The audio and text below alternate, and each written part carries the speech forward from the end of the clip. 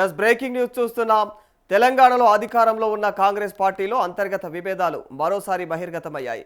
ప్రభుత్వ పరిపాలన ఒకవైపు సాగుతూ ఉండగా మరోవైపు పార్టీ నేతల మధ్య పెరుగుతున్నటువంటి వర్గపోరు అధినాయకత్వానికైతే ఖచ్చితంగా సవాల్గా మారిపోయిందనే చెప్పుకోవాలి.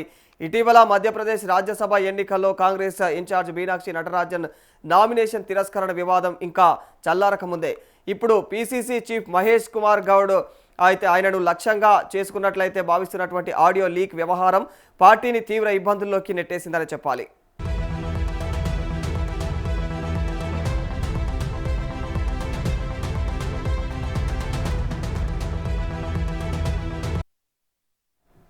సోషల్ మీడియాలో వైరల్ అవుతున్న ఒక ఆడియో క్లిప్లో ప్రభుత్వ విప్ సీనియర్ కాంగ్రెస్ నేత మహమ్మద్ షబ్బీర్ ఆలీ మాట్లాడినట్లుగా అయితే సమాచారం తెలుస్తూ ఉంది. మరిక దాదాపుగా 3 నెలల క్రితం జరిగినటువంటి సంభాషణగా అయితే భావిస్తున్న ఈ ఆడియోలో పార్టీ వ్యవహారాలపైన ముఖ్యంగా పీసీసీ అధ్యక్షుడు మహేష్ కుమార్ గౌడ్ పనితీరుపైన అయితే తీవ్ర అసంతృప్తి వ్యక్తమైందని చెప్పేసి తెలుస్తోంది.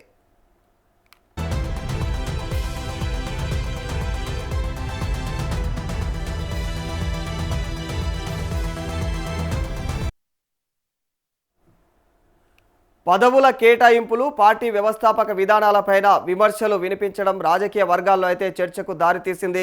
పార్టీలో పీసీసీ చీఫ్ పదవిని కేంద్రంగా చేసుకొని సాగుతున్నటువంటి ఆధిపత్య పోరాటమే ఈ వివాదాల వెనుక ప్రధాన కారణమన్నటువంటి అభిప్రాయం కూడా వ్యక్తమవుతోంది.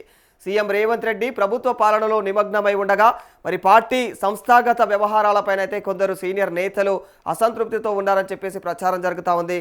మరి తమను పక్కన పెట్టి కొత్తగా పార్టీలో చేరినటువంటి వారికి లేదా జూనియర్ నేతలకు ప్రాధాన్యం ఇస్తున్నారనే భావన పాత కాంగ్రెస్ వర్గాల్లో పెరిగినట్లుగా తెలుస్తోంది.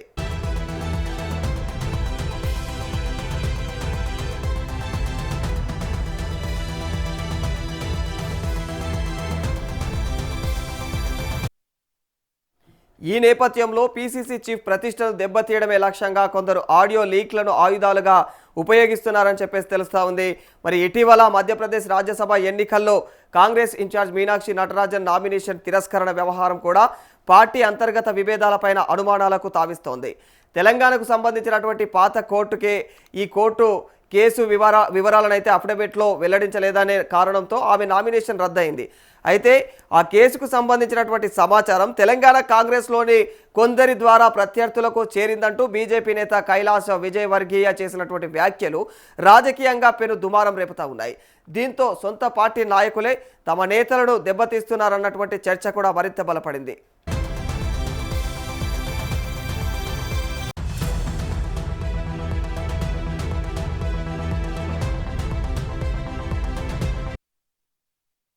తాజా పరిణామాలు తెలంగాణ కాంగ్రెస్లో గ్రూపు రాజకీయాలు తీవ్ర స్థాయికి చేరిన సంకేతాలుగా అయితే కనిపిస్తూ ఉన్నాయి.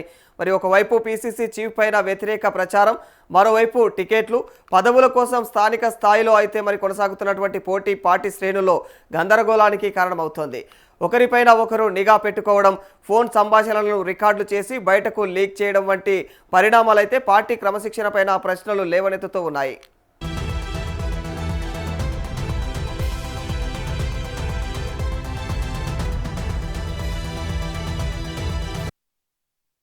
ప్రస్తుత తెలంగాణ కాంగ్రెస్కు బయట ఉన్నటువంటి రాజకీయ ప్రత్యర్థుల కంటే పార్టీ అంతర్గత విభేదాలే పెద్ద సవాలుగా మారనున్నాయని చెప్పేసి రాజకీయ విశ్లేషకులు అభిప్రాయాలను వ్యక్తం చేస్తూ ఉన్నారు. అధికారంలో ఉన్నామని మరి ధీమాతో అయితే మరి ఈ పరిణామాలను అధిష్టానం నిర్లక్ష్యం చేస్తే భవిష్యత్తులో అవి ప్రభుత్వ పనితీరుపైన కూడా ప్రతికూలమైనటువంటి ప్రభావం చూపే అవకాశం ఉందని కూడా హెచ్చరిస్తున్నారు. మరి హైకమాండ్ తక్షణమే జోక్యం చేసుకొని విభేదాలను పరిష్కరిస్తుందా, లేక ఈ వర్గపోరు మరింత ముదురుతుందా అన్నది మాత్రం ఇప్పుడు కాంగ్రెస్ వర్గాల్లో హాట్ టాపిక్గా మారిపోయింది.